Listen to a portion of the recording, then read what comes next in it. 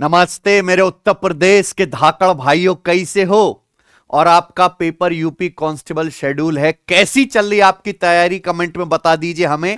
और प्यारे भाई, इसमें गणित के जो लगभग 25 सवाल पूछे जाएंगे अर्थमेटिक, मैथ्स और मेंसुरेशन के, उसकी मैं आपको जबरदस्त प्रैक्टिस करवा रहा हूं। मेरे भाई, बेसिक से आगे, थ्योरी फॉर्मूले से आगे भी गणित में एक दुनिया होती है प्रैक्टिस की। आज का बालक प्रैक्टिस के महत्व को समझ मतलब भूल चुका है पूरी तरीके से। जबकि सिलेक्शन केवल प्रैक्टिस से होता है, पढ़ने से नहीं होता। पढ़ना तो बहुत अधम और नीच प्रक्रिया है सिलेक्शन की। ऊपर क्या है, सर्वोच्च क्या है? प्रैक्टिस। तो जितनी ज्यादा आप प्रैक्टिस करोगे मेरे भाई, उतने ज्यादा आप सिलेक्शन के करीब पहुंचोगे। और ये सभी सब्जेक्ट की बात है। तो प्यारे दोस्त, हम अपने इस चैनल पे यूपी कांस्टेबल के लिए बेस्ट क्वालिटी के जबरदस्त क्वेश्चन और उनके शानदार सॉल्यूशन के साथ आपको एग्जाम पेपर करवा रहा हूं। पहला एग्जाम पेपर मैंने करवाया, बच्चों को बहुत पसंद आया, बहुत बढ़िया कमेंट थे उसमें। और आज हम दूसरा एग्जाम पेपर सॉल्व करेंगे। और असली पुलिस वाली प्रैक्टिस यही है जो मैं आपको करवा रहा हूं। ठीक है प्यारे बच्चों, 25 सवाल हैं प्यारे दोस्त इसमें। एक एक सवाल बिल्कुल मोती की तरह, बहुत महंगा मोती। तो आप उसको पॉज करके पहले खुद सॉल्व करने की कोशिश करें, फिर वीडियो सॉल्यूशन देखें। एक एक सवाल को मैं ऐसे समझाऊंगा कि जैसे मैं आपको कोई कॉन्सेप्ट सिखा रहा हूं।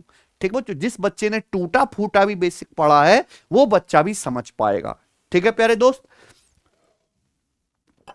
सब बच्चे चैनल को सब्सक्राइब कर लो। इस पे ही डेली शाम को एक हम जो है एग्जाम पेपर सॉल्व करवाते हैं। देखिए, पहला एग्जाम पेपर मैंने ऑलरेडी डलवा दिया है, ये दूसरा है। करें बच्चों?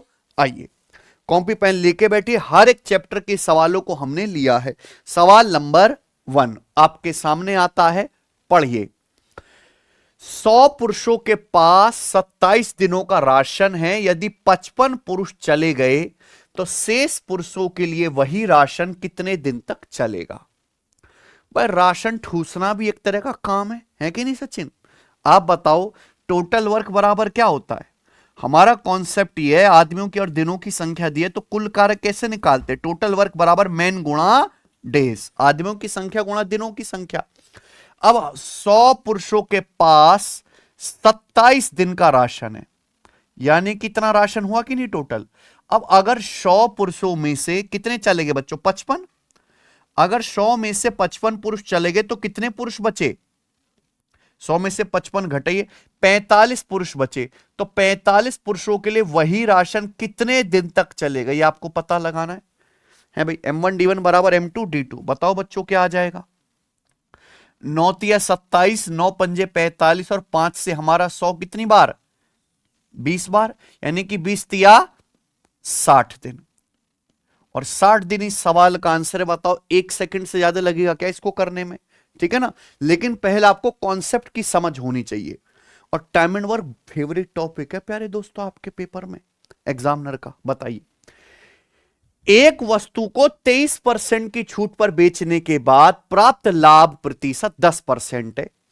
तो वस्तु का मूल्य कितने प्रतिशत बढ़ाकर अंकित किया गया? यानी कि आपसे क्या पूछा? Markup percentage. किसी वस्तु का एमआरपी उसके कॉस्ट प्राइस से जितने परसेंट ज्यादा बढ़ा के रखा जाता है, वही मार्कअप परसेंटेज कहलाता है। अब ध्यान से सुनिएगा, एक वस्तु पे हम 23% छूट देते हैं। 23% छूट देने के बाद भी प्रॉफिट कितना है? 10%। अगर दुनिया के किसी भी सवाल में डिस्काउंट परसेंटेज और प्रॉफिट परसेंटेज दिया है बच्चों, तो सवाल को सॉल्व करने में एक ही कॉन्सेप्ट लगता है, सीपी बटे एमपी बराबर 100 minus D upon 100 plus P. आप बताओ, अगर किसी वस्तु पर डिस्काउंट 23%, लाभ 10% है, तो सीपी से एमपी का रेशियो निकल जाएगा। और वही चीज पूछी भी है, डिस्काउंट है 23%, तो 100 माइनस 23 77, प्रॉफिट है 10%, 100 प्लस 10 यानी कि 110। ये तो कट भी गया भाई 11 से, तो 11 सत्ते 77, 11 दो साम 100। यानी कि मैं कह सकता हूं, अगर वस्तु का क्रय मूल्य 7 है तो उसका अंकित मूल्य मार्क प्राइस कितना है? 10। तो वस्तु का मार्क प्राइस कॉस्ट प्राइस से कितना ज्यादा है? वस्तु का अगर सीपी 7 है तो उसका मार्क प्राइस अंकित मूल्य क्रय मूल्य से कितना ज्यादा है? 7 से 10 कितना ज्यादा है? 3। यही क्या है? Markup percentage. कॉस्ट प्राइस 7 से मार्क प्राइस 10, 3 यूनिट ज्यादा है, 3/7। अभी 3/7 परसेंटेज में कितना आएगा प्यारे बच्चों, अप्रोक्स में? ऑप्शन देखिए, सी ऑप्शन आ जाएगा। भाई आपको याद होना चाहिए कि 1/7 स्टैंडर्ड परसेंटेज है, 14.28%। 1/7 ये कितना है, 3/7। 3/7 यानी कि इसका 3 गुना, तो 42.84% के करीब आएगा। कौन सा ऑप्शन है, सी ऑप्शन आंसर बनना चाहिए। ऐसे सोचना है, बढ़िया सवाल। आइए प्यारे दोस्तों, ये बताओ सवाल नंबर तीसरा, एमटीएस 2025 के पेपर का। एक डीलर 10% की हानि पर सामान बेचने का दावा करता है, लेकिन यह डीलर अपने कस्टमर को चूना लगा रहा है। 1 किलोग्राम की बजाय 750 ग्राम वजन का उपयोग करता है। उसका असली लाभ या हानि प्रतिशत ज्ञात कीजिए। एक डीलर ये कह रहा, भाई साहब मैं तो लॉस में काम कर रहा हूं, मेरी तो दुकान लॉस में चल रही है, मैं 10% लॉस पर सामान बेचता हूं। 10% लॉस का मतलब 1/10। 1/10 मतलब 10 रुपए किलो का आलू 9 रुपए किलो में बेचता हूं, लेकिन कस्टमर को चूना लगाता है। अगर कोई कस्टमर उससे 1 किलो आलू मांगेगा तो 1 किलो नहीं देता, केवल 750 ग्राम ही देता है बच्चों। 1 किलो का मतलब क्या होता है, 1000 ग्राम। यानी कि कस्टमर से 1000 ग्राम का पैसा ले लेता है, लेकिन देता कितना, केवल 750 ग्राम, है ना। 750 ग्राम सामान दे रहा है और ले रहा है कस्टमर से 1000 ग्राम का पैसा। तो कुल लाभ या हानि क्या होगा, इन दोनों का सक्सेसिव सीधी सीधी गुणा।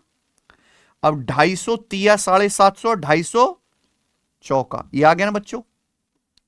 तो कितना आ गया, ये 3 से 9 भी कट गया 3 बार, तो 10/12। 3 चौक 10/12, 2 से काट लेंगे यानी कि 5/6। 5/6 अल्टीमेटली 5 का सामान 6 में बिका, तो इस दुकानदार को कितना प्रॉफिट हो रहा है, 5 का, 1 का प्रॉफिट हो रहा है 5 पर, 1/5 यानी कि 20%, है ना बच्चों। तो जो ज्यादा रोता हुआ दिखे वो बेईमान आदमी है। ये देखिए सवाल नंबर 4, आर एस से 33.33% अधिक कार्यकुशल है, यानी कि आर की एफिशिएंसी एस से 33.33% ज्यादा है। यही है ना बच्चे। एस अकेला किसी काम को 24 दिन में पूरा कर सकता है, आर अकेला उसी काम को कितने दिन में पूरा करेगा।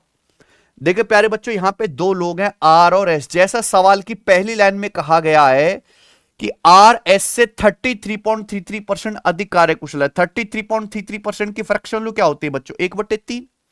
आर की जो एफिशिएंसी है एस से 1/3 ज्यादा है, यानी कि अगर एस की एफिशिएंसी 3 है तो आर की 1 ज्यादा कितनी है, तो आर और एस की एफिशिएंसी यानी कि कार्य क्षमता का रेशियो कितना है बच्चों, 4।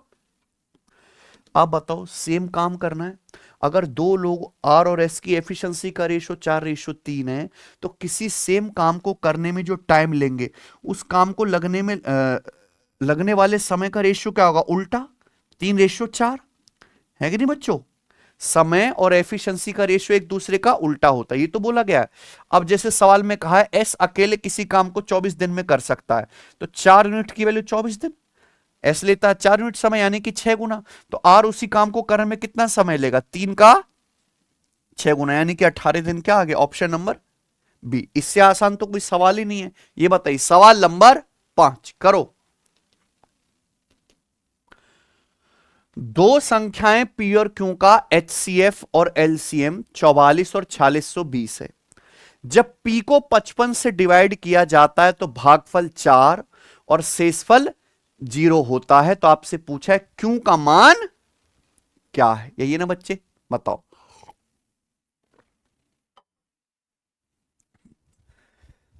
ये आपके सामने 4 ऑप्शन है, देखो बहुत गजब का सवाल है और स्टेट एग्जाम का फेवरेट है एलसीएम एचसीएफ, है कि नहीं बच्चे। 2 संख्याएं पी और क्यू का एचसीएफ है 44 और एलसीएम है 4620। एक संख्या पी की वैल्यू निकल जाएगी, दूसरी संख्या क्यू का मान पूछा है। पहला जो बेस्ट तरीका है प्यारे बच्चों, जिसमें कुछ करना ही नहीं होता, स्मार्ट मेथड जिसे कहते हैं। अगर 2 संख्याओं का एचसीएफ 44, एचसीएफ मतलब संख्याओं का हाईएस्ट कॉमन फैक्टर, संख्याओं का एक बच्चा 44 है। अगर संख्याओं का एचसीएफ 44 है तो संख्या 44 से कटने वाली होनी चाहिए। 44 मतलब संख्या ऐसी होंगी जो 4 से भी कटे और 11 से भी। बताओ अब यहां पे संख्याएं पी और क्यू है, क्यू का मान पूछा है, क्या ये नंबर 4 से कटता है? लास्ट के दो डिजिट 70 है, 4 से कटता ही नहीं, तो क्या ये आंसर हो सकता है? अगर दो संख्याओं का एचसीएफ 44 है तो संख्या 44 से कटेगी, 44 मतलब 4 से भी कटेगी और 11 से भी। ये नंबर जब 4 से कटता ही नहीं है तो ये आंसर कैसे हो सकता है? 55 लास्ट के दो डिजिट 55 है, 4 से नहीं कटता, ये आंसर नहीं हो सकता। 24 ये 4 से कट रहा है, ये आंसर हो सकता है। 11 से भी कट रहा है, ये लास्ट के दो अंक 10 है, 4 से नहीं कट रहा, ये भी नहीं है आंसर प्यारे बच्चों। तो आंसर क्या हुआ? केवल यही बेस्ट तरीका है इसको करने का। पेपर में अगर आएगा तो ऐसे ही करेंगे। बेसिक क्या है प्यारे बच्चों, सब बच्चे जानते हैं, दो संख्याओं की गुणा हमेशा उनके एचसीएफ और एलसीएम की गुणा के बराबर होती है। यहां दो संख्याओं का एचसीएफ भी दिया है, एलसीएम भी। बोला यह है कि जब हम संख्या पी को 55 से डिवाइड करते हैं, यही है ना, तो 55 से डिवाइड करने पर भागफल 4 आता है और शेषफल 0। तो यहां से संख्या पी का मान क्या आएगा? भाज्य बराबर भाजक गुणा भागफल प्लस शेषफल, यानी कि 55 चौका 220 प्लस 0 क्या आ गया? 220 आ गया कि नहीं आ गया? अब बताओ, एक संख्या पी का मान 220 है, दूसरी संख्या क्यू का मान आपको नहीं पता, तो संख्याओं की गुणा बराबर उनका एचसीएफ गुणा एलसीएम। एचसीएफ है 44, एलसीएम कितना है? 4620। ये हमने इक्वल कर दिया है कि नहीं सचिन? तो 44 से 220 कितनी बार कट गया भाइयों? और 5 से 4620 काटेंगे तो 900, और ये फिर 120/5 24, 924 है। तो क्यू का मान आ गया, देखो ये रहा आंसर, है कि नहीं भाई? लेकिन क्या ये पेपर में करके अपने 10 सेकंड खराब करने की जरूरत है, जब काम 1 सेकंड में हो रहा है कि नहीं बच्चे? आइए सवाल नंबर 6 बनाओ। ए अकेला एक काम को 15 दिन में कर सकता है, बी अकेला उसी काम को 25 दिन में कर सकता है। बी अकेले काम शुरू करता है तथा 10 दिन तक काम करता है। बी ने अकेले काम शुरू किया और 10 दिन तक काम किया। ए अकेला बचा काम कितने दिन में पूरा कर सकता है, बताइए। है बच्चों, इससे आसान कोई सवाल है? प्रॉब्लम क्या है कि जैसे ही बालक इस तरह के सवाल देखते हैं, आवेश में आके एलसीएम लेना शुरू करते हैं, जबकि एलसीएम की जरूरत पड़ती नहीं बेटा, है ना। एलसीएम तो बहुत पुरानी टेक्नोलॉजी होगी सवाल करने की। ए अकेला किसी काम को 15 दिन में करता है, बी अकेला 25 दिन में पूरा कर सकता है। सवाल में साफ साफ बोला गया कि अकेले कौन काम करता है? बी। बी अकेले काम शुरू करता है तथा 10 दिन तक काम करता है। तो आप बताओ बी 10 दिन में कितना काम खत्म कर देगा? अगर हमारा बी पूरा काम 25 दिन में करता है तो एक दिन में कितना काम करेगा? 1/25। तो ये बी 10 दिन में कितना काम करेगा? 10/25। अगर बी पूरा काम प्यारे दोस्तों 25 दिन में करता है, एक दिन में करेगा उस काम का 1/25, 10 दिन में करेगा 10/25, ये 5 से कट गया, यानी कि 2/5। तो बी उस काम का 2/5 करेगा, जिसे मैं कहता हूं 40% वर्क। कितना? यानी कि बी ने उस काम का 40% हिस्सा किया। टोटल काम तो 100% होता है, अगर 100% में से 40% बी ने किया है तो बचा काम किसने किया होगा फिर? 60% ए ने। ए अकेले बचा काम करता है, यानी ए ने फिर कितना काम किया बचा हुआ? 60%। कितने दिन में करेगा? ए पूरा काम 15 दिन में करता है, तो ए 60% काम कितने दिन में करेगा? 15 दिन का 60% ही लेगा, कितना? 9 दिन। आ गया आंसर, है बच्चों। 15 का 3/5 9 दिन। इससे आसान है कोई तरीका? है ही नहीं। ये लिखना तक नहीं होता बेटा, ये सीखो आप तरीके भाई, तभी तो कुछ होगा पेपर में। ए को दिए जाने वाला वह अधिकतम मान क्या है जिससे 8 अंकों वाली संख्या 9 से विभाज्य हो जाए? बताओ। आपको एक नंबर दिया है 8 अंकों का, बोला ए की मैक्सिमम वैल्यू क्या है जिससे कि यह संख्या 9 से डिविजिबल हो जाए? कोई संख्या 9 से भाग तभी होगी जब उसके अंकों का योग, यानी कि बच्चों डिजिटल सम 9 से कटे। है यही है ना सचिन? तो आपको इस संख्या का क्या निकालना मेरे भाई? डिजिटल सम। तो 9 और 9 कट गया, उसके बाद 4 + 3 7 2 9, ये भी कट गया, तो 1 + 3 4 + ए। इस संख्या का डिजिटल सम कितना है? 4 + ए। और डिजिटल सम कितना बनना चाहिए संख्या का? 9 बनना चाहिए। तो ए का मान क्या आएगा? 5, क्योंकि 4 + 5 9 होता है, तो ए का अधिकतम मान या एक ही मान 5 आएगा। कोई दिक्कत? चलिए बताओ सवाल नंबर 8। मान लीजिए n वह सबसे बड़ी संख्या है जो 600, 631 और 724 को विभाजित करने पर समान शेषफल देती है, n का मान क्या है? बहुत प्यारा सवाल। ये कोई सवाल नहीं है मेरे भाई, ये पूरा एक कॉन्सेप्ट है। आपको तीन संख्याएं दी हैं, 600, 631 और 724। n दुनिया की वो सबसे बड़ी संख्या जिससे 600 को डिवाइड करूं या 631 को भाग दूं या 724 को, तीनों को भाग करने पर हर बार सेम शेषफल आएगा, शेषफल बराबर आएगा। शेषफल नहीं बताया है तो आपसे क्या पूछा, n का मान क्या है? कभी भी ये सवाल आए, इस तरह की लैंग्वेज आए, तो n की वैल्यू हम कैसे निकालेंगे? वो बड़ी से बड़ी संख्या कैसे निकालेंगे जिससे इन तीनों को डिवाइड करने पर समान शेषफल आए?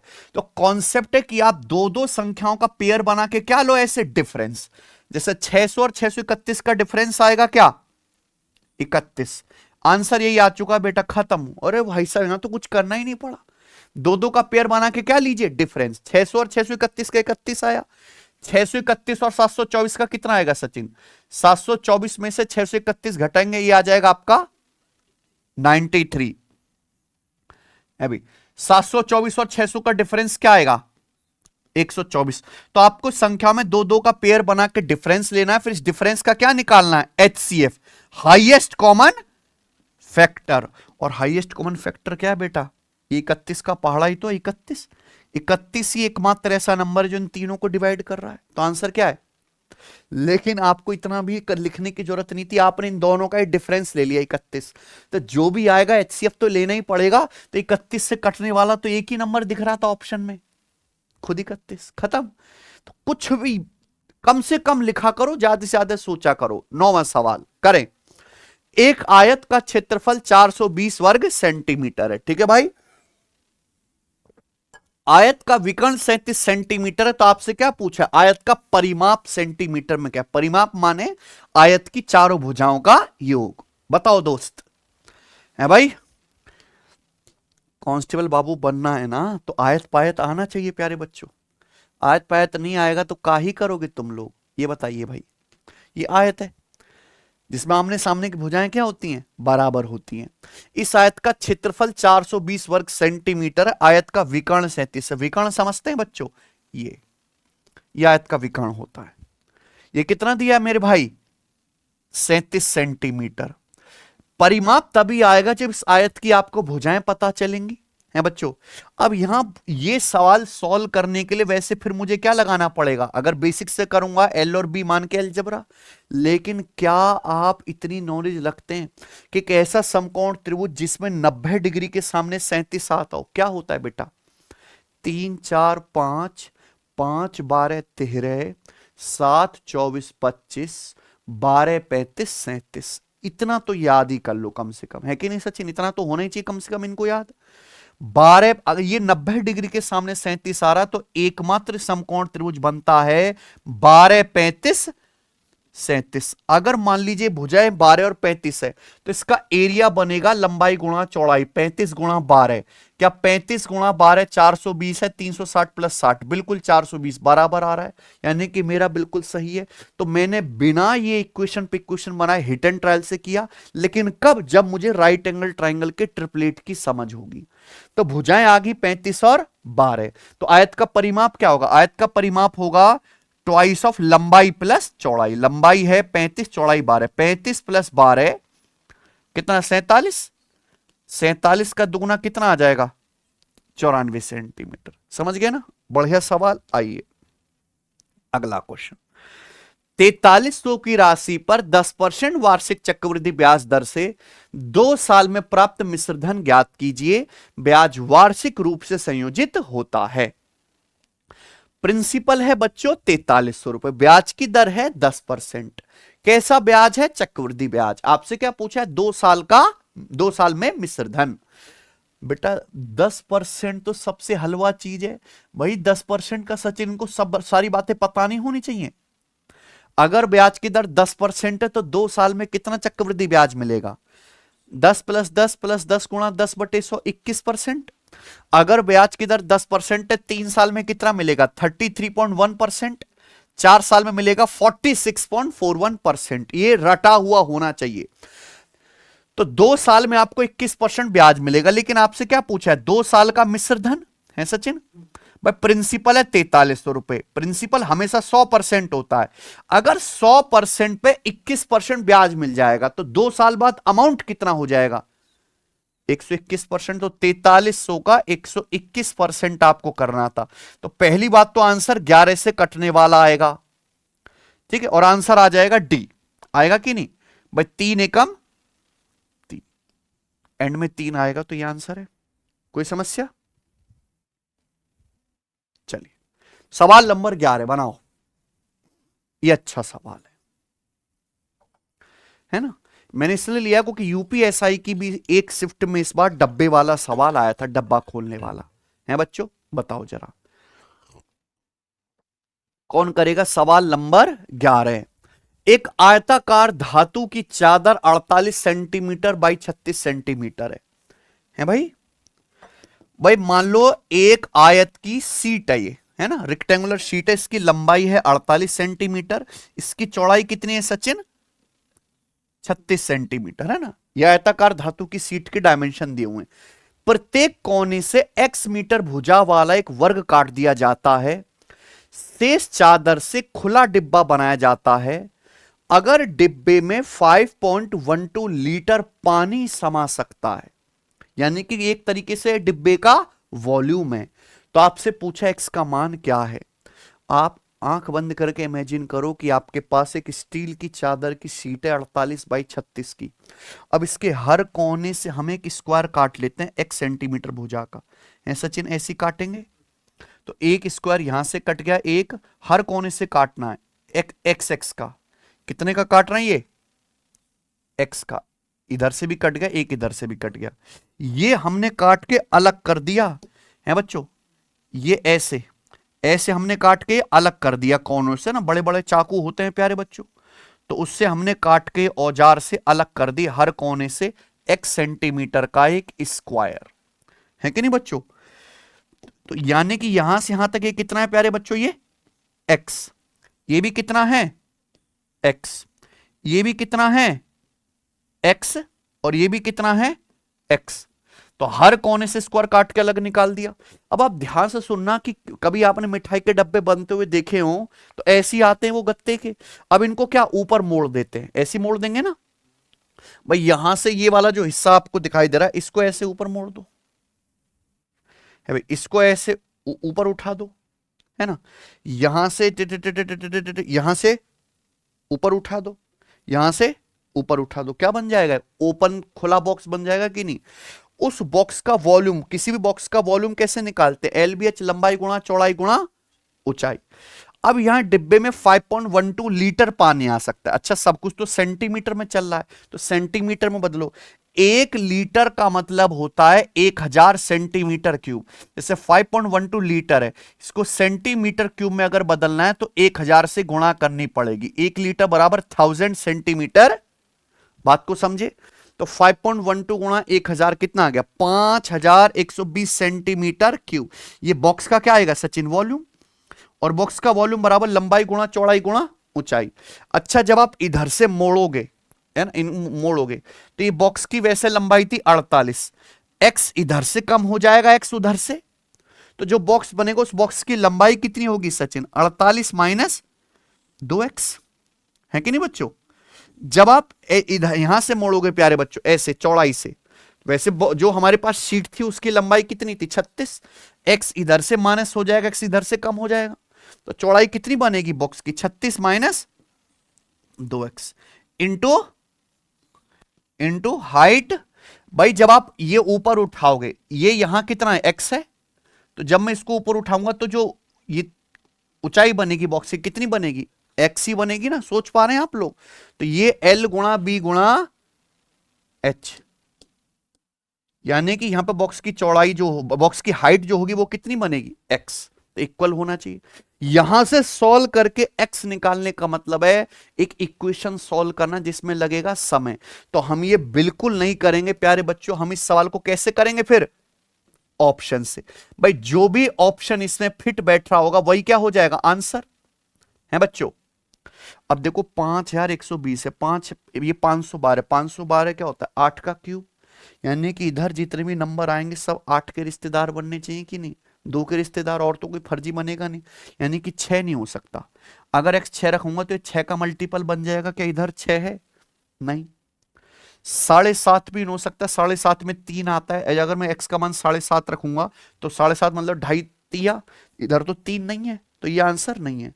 8.5 में 17 आता है, यही भी आंसर नहीं है, तो आंसर क्या बचा, है ना। अगर आप x की जगह यहां पे मान लीजिए 8 सेंटीमीटर लेते हो तो 2 अट्ठे 48 माने 16, x की आप 8 लेते हो तो 8 दूनी 36 माने 16 गुणा 8, x की जगह 8 तो 32 अट्ठे 256 दूनी 512 गुणा 10 आ गया ना, सेटिस्फाई कर गया, तो इसलिए ये आंसर है। अच्छा सवाल था, आइए करो सवाल नंबर 12 बनाएंगे।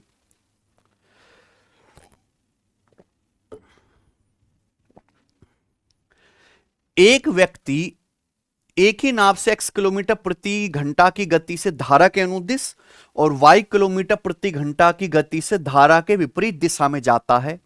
स्थिर जल में नाव की गति और जल की गति का अनुपात क्या है।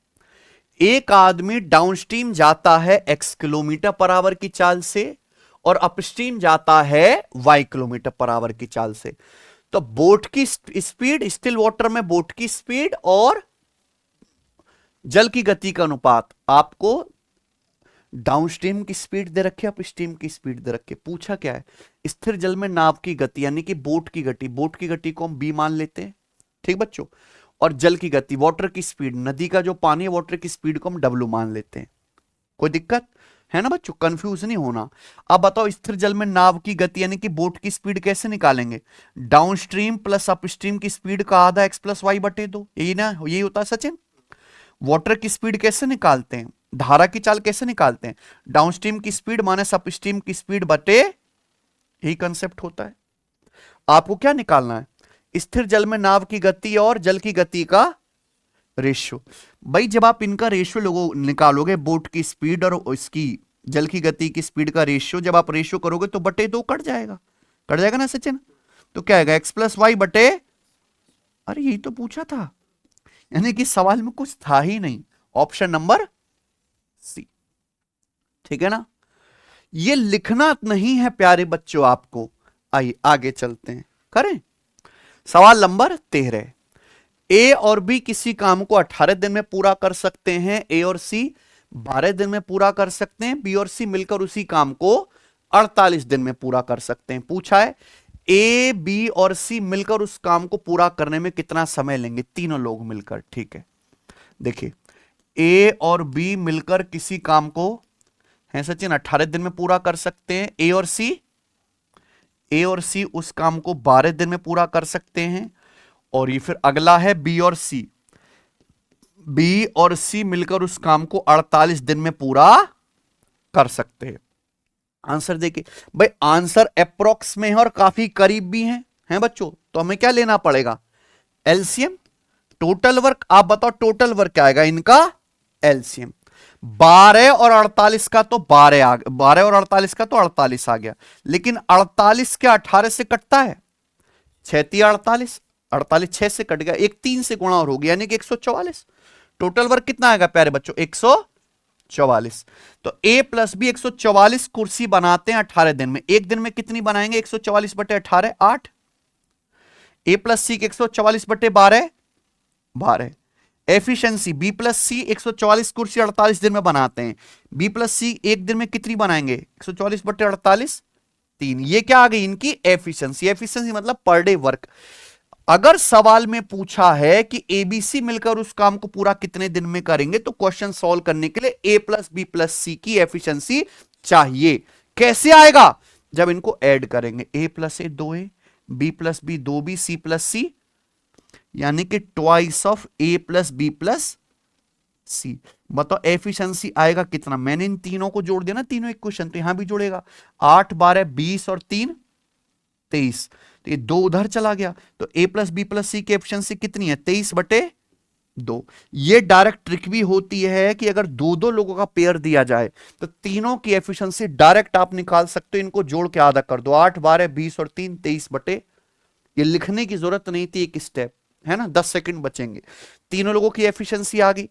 अगर ये तीनों लोग 144 यूनिट काम करेंगे प्यारे बच्चों, तो 23 बटे 2 एफिशिएंसी से काम करेंगे। काम करने में कितना समय लगेगा, डिवाइड कर देंगे तो 2 ऊपर चला जाएगा। 144 दूनी 288 बटे 23 दिन, काम इतने दिन में होगा। यही सचिन, अब आप बताओ ये कितनी बार जाएगा मेरे भाई। 23 से कम 23, कितना बच गया जी यहां पे, 5 8 58, तो 23 दूनी 46, तो 12 पॉइंट समथिंग वाला है। कौन सा ऑप्शन है, समझ में है ना बच्चों। आप बोलोगे यस सर बिल्कुल सही, यही आपको करना पड़ेगा। आइए अगला सवाल, सवाल नंबर 14 है। व्हाट द एलसीएम ऑफ 3.6.009.27, ये बताओ बच्चों। ये दशमलव की संख्याएं हैं सचिन, इनका क्या निकालना है, एलसीएम। दशमलव की संख्याओं का अगर एलसीएम निकालना है तो सॉल्व करना गुनाह है। ऑप्शन दिए तो ऑप्शन से ही करना। एलसीएम मतलब वह छोटी से छोटी संख्या जो 3.6 से भी कटे, 0.009 से भी कटे और 0.27 से भी कटे। क्या 5.4 3.6 से कटता है, नहीं। 36 से कम 36 पूरा नहीं जा पाया है।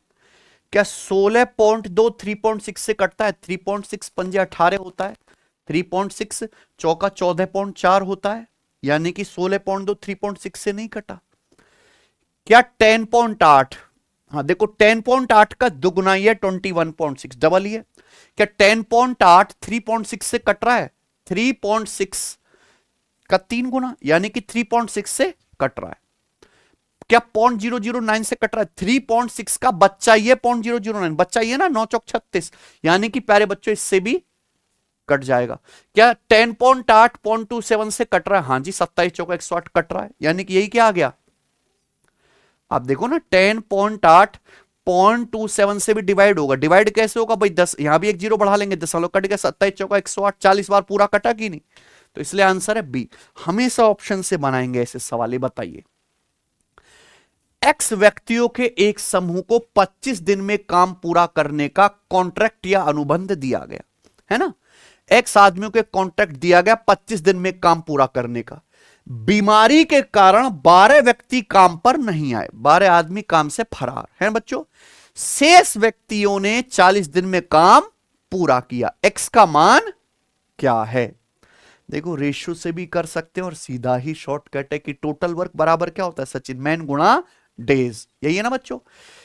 वही कॉन्सेप्ट लगेगा। एक्स आदमियों को एक काम को करने का कॉन्ट्रैक्ट दिया 25 दिन में, तो ये टोटल वर्क है, ये ना टोटल वर्क। लेकिन बीमारी के कारण 12 आदमी काम पे नहीं आए, यानी कि काम कितने लोगों ने किया, एक्स लोगों ने नहीं किया। फिर एक्स माइनस 12 लोगों ने, कम लोगों ने काम किया, तो दिन ज्यादा लगेंगे। तो बच्चों काम पूरा होने में कितने दिन लगे, फिर शेष व्यक्तियों ने काम 40 दिन में किया, लेकिन काम तो पूरा किया है ना। तो प्यारे बच्चों ये भी टोटल वर्क और ये भी टोटल वर्क, क्या कर दीजिए, हो गया ना सॉल्व।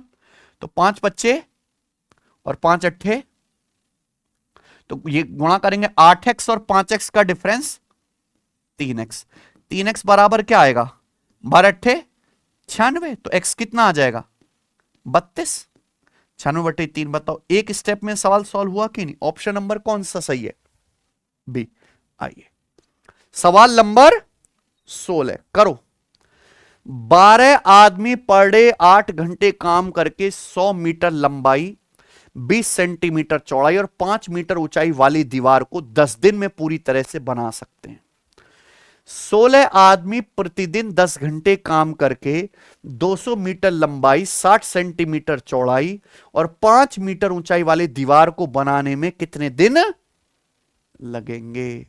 समझ रहे हैं सचिन, इस सवाल को पढ़ के अगर आपके दिमाग में ये आता ही नहीं है कि ये सवाल किस कंसेप्ट से होगा, तो वाकई में बहुत पीछे हो बेटे अभी आप, हैं भाई। किसी भी को ये टाइम एंड वर्क का सवाल इतना पता चलता है, आदमियों की संख्या दी है, काम करने के दिन दिए, काम भी बताया कि भाई इतनी दीवार बनानी है, और हर दिन में कितने घंटे काम करना ये भी बताया है। जब सब कुछ बताया, मैन भी दिया है, डेज भी दिया, आवर्स भी दिए, वर्क भी दिया है, तो कॉन्सेप्ट क्या लगता है?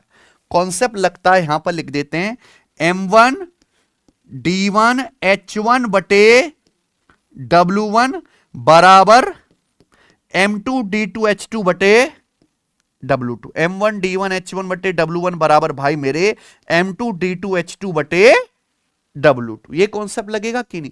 केवल आपको यहां पे वैल्यू रख के खटाखट काटा कुटाई करनी है, समझे ना बच्चों? ये बताइए, अब 12 आदमी कितने दिन काम करते हैं? 10 दिन। 10 दिन काम करते हैं, प्रतिदिन कितने घंटे काम करके? 8 घंटे। 8 घंटे। वर्क कितना करते हैं? काम करते हैं भी दीवार बनाने का। दीवार क्या है? वॉल्यूम ही तो है। दीवार क्या है? वॉल्यूम ही तो है बेटा। और वॉल्यूम यहां पे दिया है। वॉल्यूम क्या होता है? LBH, लंबाई गुणा चौड़ाई गुणा ऊंचाई। तो यहां देखिए 100 मीटर लंबी, 20 सेंटीमीटर चौड़ी और 5 मीटर ऊंची। तो यहां पे दीवार का वॉल्यूम आप रखोगे वर्क की जगह, है बच्चों? दीवार क्या है? ईंट और गारे का वॉल्यूम ही तो है, बराबर M2। अब क्या किया हमने कितने आदमी कर दिए? 16 आदमी। 16 आदमी कितने दिन में? अब काम करना है पर डे 10 घंटे, प्रतिदिन 10 घंटे। कितनी दीवार बनाएंगे भाई? 200 मीटर लंबी, 200 मीटर लंबी, 60 सेंटीमीटर चौड़ाई और 5 मीटर ऊंचाई वाली। तो इक्वल होना चाहिए। वर्क क्या होना चाहिए बच्चों? ये सब मैंने इक्वल कर दिया, कोई दिक्कत? यहां देखना, लंबाई तो मीटर में, चौड़ाई दोनों ही जगह सेंटीमीटर में, तो घबराने वाली कोई बात नहीं है। सिंपल काट कूट लीजिए प्यारे बच्चों, आंसर तो आना आपका है ही। 5 से 5 कट गया। 200 से प्यारे दोस्तों आपका 2000 भी है 10 बार। ये 10 से आपका 10 भी कट गया। यहां 0 से आपका 0 भी कट गया। 16 से आपका 12 टे 96 भी 6 बार कट गया। तो यहां 6 बच गया ना बच्चों। 6 की यहां 6 में गुणा करेंगे तो क्रॉस मल्टीप्लाई कितना आ गया? 36 दिन। यही सवाल का आंसर है, ऑप्शन नंबर डी। ठीक है, 36 दिन आ गए, ये बताएंगे। सवाल नंबर 17 मानो भाई, √5 प्लस √2 का स्क्वायर प्लस √5 माइनस √2 का स्क्वायर बटे 6√10। ये है, ध्यान से सुनेगा भाई। यहां बीच में क्या है? प्लस। ये ऐसा नहीं कि आप √5 प्लस √2 का स्क्वायर खोलो। ये ऊपर जो आपको दिखाई दे रहा अंश में, इसको देखते ही आपको समझ आना चाहिए कि एक सिंपल सा फॉर्मूला है भाई। अगर मैं a प्लस बी स्क्वायर में a माइनस बी स्क्वायर जोड़ूं, तो जोड़ने पर आता है प्यारे बच्चे twice of a square plus B square. अगर मैं घटाता हूं a प्लस बी स्क्वायर में से a माइनस बी स्क्वायर घटाऊंगा, तो घटाने पर आएगा 4ab। तो यहां √5 प्लस √2 का स्क्वायर प्लस √5 माइनस √2 का स्क्वायर बटे 6√10 है। तो क्या आएगा? Twice of a square plus B square. √5 का स्क्वायर 5 प्लस √2 का स्क्वायर 2, तो 5 प्लस 2 7। डायरेक्ट क्या लिखोगे ऊपर? ट्वाइस ऑफ √5 का स्क्वायर 5 प्लस √2 का स्क्वायर 2, 7 लिखेंगे। और नीचे क्या है? 6√10। अब आप देख सकते हैं कि हमारा 2 से 6 कट गया 3 बार। तो क्या आ गया आंसर? 7/3√10 इस सवाल का आंसर है। इस ज्यादा समय लगाना ही नहीं चाहिए। कौन सा ऑप्शन है? पहला। आपको सर मैच नहीं कर रहा, देखो यहां ऑप्शन में नीचे रूट नहीं है, तो जैसे √10 है, √10 नीचे से हटाने के लिए ऊपर नीचे हम क्या करेंगे? √10 से गुणा। तो ऊपर तो हो जाएगा 7√10, नीचे क्या आएगा? √10 गुणा √10 10, 10 दिया तो 7√10/30 आ गया। ये बताओ बच्चों, गिरीश ने एक परीक्षा में 416 अंक प्राप्त किए, जो पूर्णांक के 33% से 79 अंक कम थे। उसी परीक्षा में उसके मित्र ने 555 अंक प्राप्त किए, उसके मित्र द्वारा अंकों का प्रतिशत क्या है? यह सवाल है। क्या आप सवाल समझे?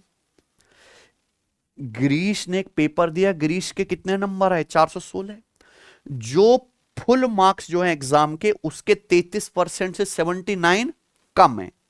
अब एक दूसरा लड़का, उसके नंबर बने 555, उसके अंकों का परसेंटेज क्या है? जो 555 है ना, 555 में क्या आ रहा है? 111। और 111 किससे कटता है? 37 से। तो एक ही आंसर बन सकता है ऑप्शन के हिसाब से।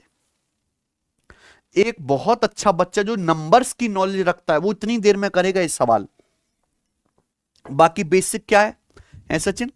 एक बार बताओ, एक बालक के 416 नंबर आए, फिर भी पूर्णांक के 33% से 79 कम थे, हैं बच्चों?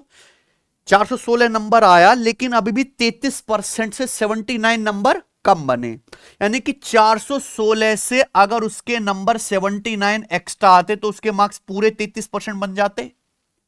सोचो ना, एक बालक के 416 नंबर आए लेकिन फिर भी 33% से 79 नंबर कम बने, यानी कि इधर ले आओ, अगर 416 प्लस 79 नंबर आते तो पूरे 33% हो जाते कि नहीं हो जाते? यानी कि 416 प्लस 79, 416 में 79 जोड़ के कितना बनेगा? 495। तो 495 नंबर हैं, अगर आते उस बालक के ग्रीस के तो कितनी बनती? 33%। तो 495 नंबर ही 33% के बराबर है। तो क्योंकि आपको परसेंटेज में आंसर निकालना है तो परसेंटेज पे फोकस करो। 495 नंबर अगर 33% के बराबर है तो एक नंबर कितना है? 33% बटे 495। एक दूसरा बालक है, वाके नंबर कितना है? 555। तो 555 नंबर कितने परसेंट है प्यारे बच्चों बताइए? 555 से गुणा। इसलिए मैंने डायरेक्ट जो है यहां करने की कोशिश की। अब बताओ किससे कट रहा है जी? कटना तो चाहिए।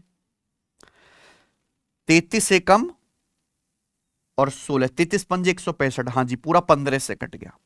15 से इसको काटेंगे तो कितना? 15 तिया 45 और 10 15 सत्ती 105, 37%। तो 37% मार्क्स आए इसके। कोई दिक्कत? चलिए आगे चलते हैं, बनाओ सवाल नंबर आपके सामने 19।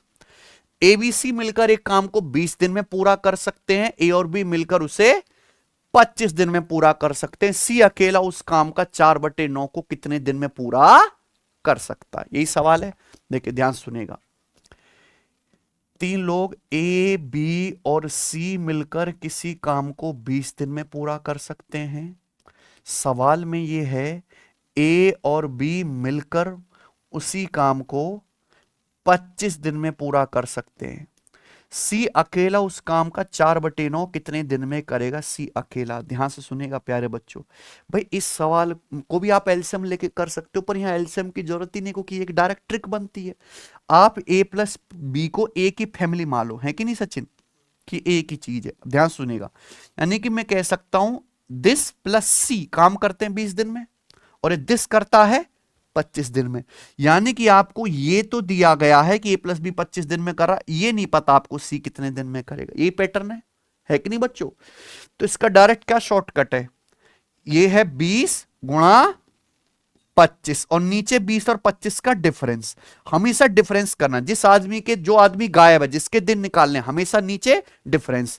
20 और 25 का डिफरेंस 5, तो कितना आ जाएगा भैया? ये 5 25, ये 100 दिन है कि नहीं बच्चों? तो यानी कि सी अकेला उस काम को 100 दिन में करेगा, लेकिन पूछा क्या है? सी अकेला उस काम का 4/9 कितने दिन में करेगा? तो अगर सी पूरा काम 100 दिन में कर रहा है, पूरा काम, तो सी उस काम का 4/9 कितने दिन में करेगा? 4/9 से गुणा, यानी कि 400/9 दिन में। कुछ है ही नहीं। ठीक है बच्चों, ये बताओ प्रथम 62 सम प्राकृतिक संख्याओं का औसत ज्ञात कीजिए। Average of first 62 even natural numbers is. बताओ प्रथम 62 सम प्राकृतिक संख्याओं का औसत बताओ, क्या आ जाएगा प्यारे बच्चों? 63। भाई एवरेज ऑफ, कंसेप्ट लिख लो, average of first N even natural, even number समझते हैं? 2 4 6 8 10। नेचुरल का मतलब आपको केवल पॉजिटिव ही लेने है, तो 0 भी 1, लेकिन 0 नहीं लेना। क्या लेने? 2 4 6 8 10।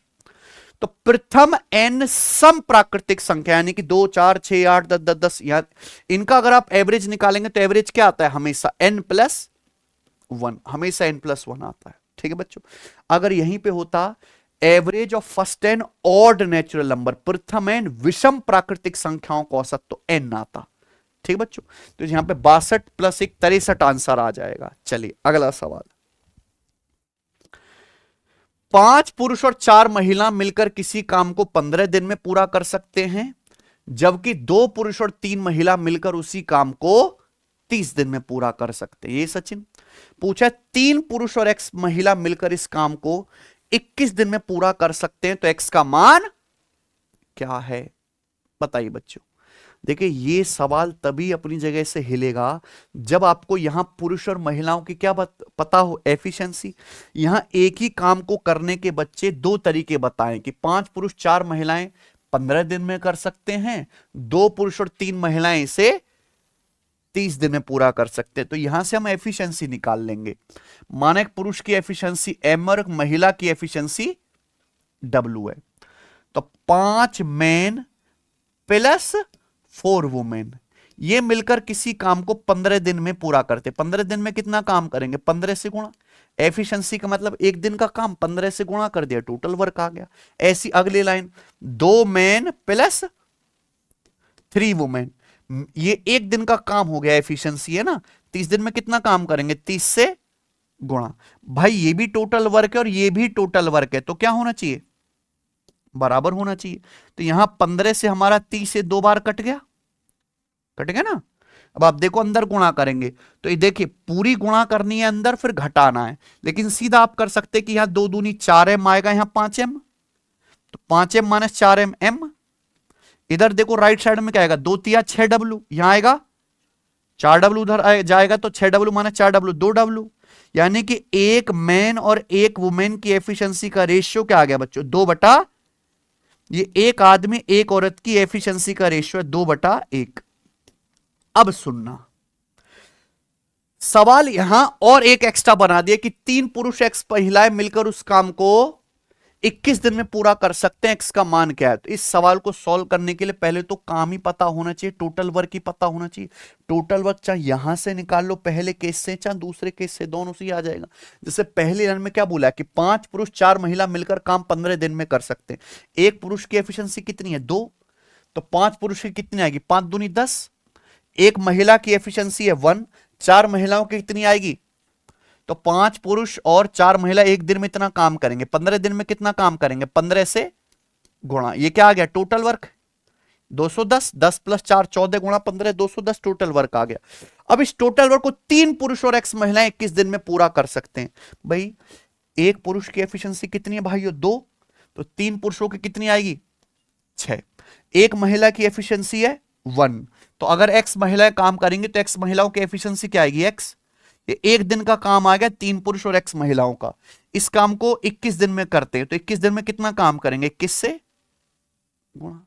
समझे ना बच्चों, ये टोटल वर्क इक्वल कर दिया, 21 2 शाम 210, तो x बराबर क्या आ गया, 10 माइनस 6। बिल्कुल बेसिक मेथड मैंने आपको बताया, हर बच्चा समझ लेगा, डी ऑप्शन। कोई समस्या, तो आपको हमेशा टोटल वर्क पे ही ध्यान देना है, ठीक है दोस्त। चलिए आगे बनाओ। 0.0000625 का वर्गमूल ज्ञात कीजिए और इसे भिन्न के रूप में व्यक्त कीजिए।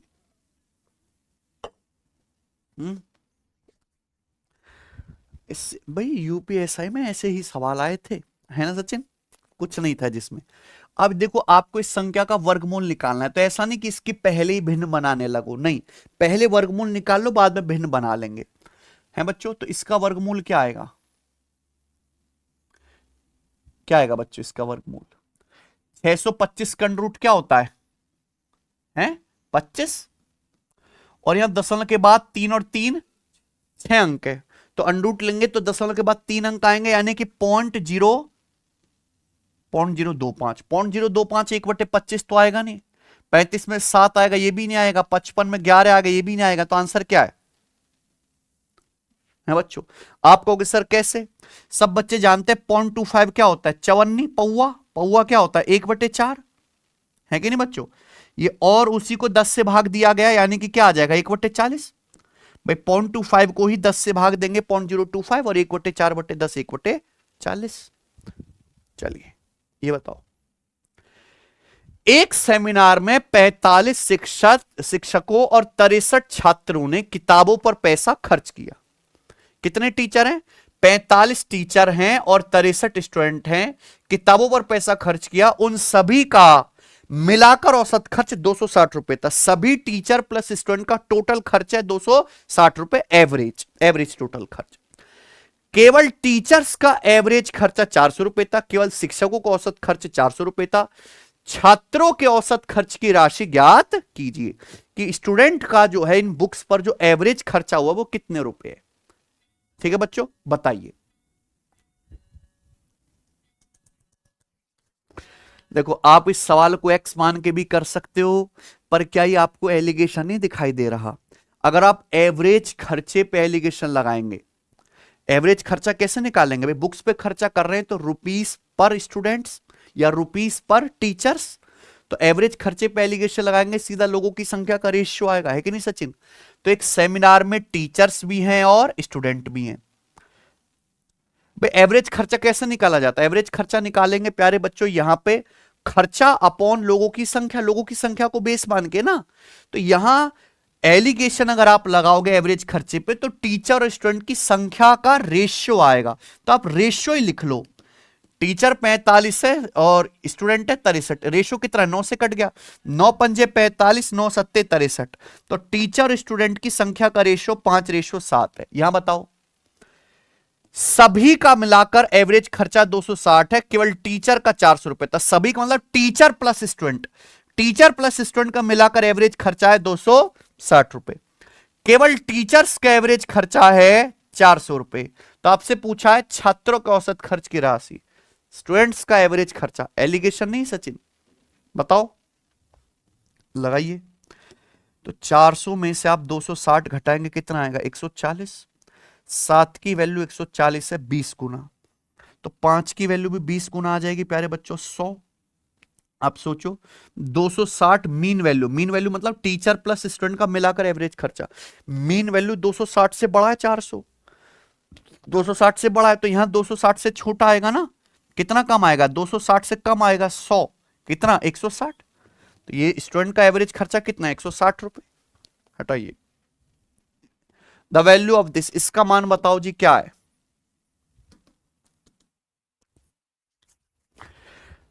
अगर ऐसे सवालों में कलम चला दी हैं तो उंगलियां तोड़ दी जाएंगी बेटा, काट ली जाएंगी, नाखून उखाड़ ले जाएंगे प्लास से। सवाल पढ़ना है, ऑफलाइन पेपर होगा और देखते ही आंसर लगाना है। ऐसे सवालों का लॉजिक क्या? हाँ लॉजिक जरूर समझो कि अंदर से सॉल्व करते हुए पटकते हुए बाहर तक लेके आओ। ठीक है, छोटे छोटे नंबर है, कोई बहुत बड़े नंबर तो है नहीं। अब आप बताओ, हालांकि इसका जो भी आंसर आएगा 9 और 7 तो ये आ ही नहीं सकता बच्चे, है ना। 36 का अंडर रूट 6, 19 प्लस 6 25 का अंडर रूट, 4 प्लस 5 9 का अंडर रूट 3, 97 3, 97 3 100 का अंडर रूट 10, 90 प्लस 100 का अंडर रूट, कोई दिक्कत? पूरा ही कर लिया हमने। ये बताइए, चलो आखिरी सवाल, सवाल नंबर 25 बनाइए। रुपेश ने एक बिजनेस शुरू करने के लिए एक बैंक से 4,40,000 रुपए की राशि उधार ली। 7% की दर से 3 वर्ष पश्चात वह कितना साधारण ब्याज का भुगतान करेगा? आपको क्या निकालना है? 3 साल का सिंपल इंटरेस्ट।